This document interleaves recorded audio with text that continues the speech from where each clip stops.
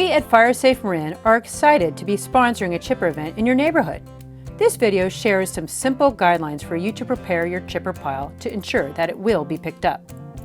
First, remember that your pile is restricted to 20 by 4 by 4 feet. Any branches or trunks in your pile should be under 8 inches in diameter. Once you have cut your vegetation, it is time to prepare your pile at the curb by 8 a.m. the day of your chipper event. Lay vegetation on the same way with the base of the branch or plant facing toward the street so that it can be easily picked up and placed in the chipper. Please put any bamboo or palms in a separate pile as they cannot go in the chipper. This separate pile counts as part of your 20 by 4 by 4 size limit.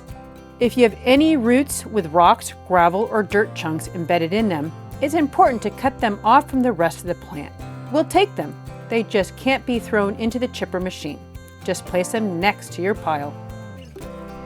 Please don't include any of the following in your pile: lumber or construction material, poison oak, blackberry brambles, trash, regular green waste such as leaves and vines. That's it! Thank you for your interest in the chipper event.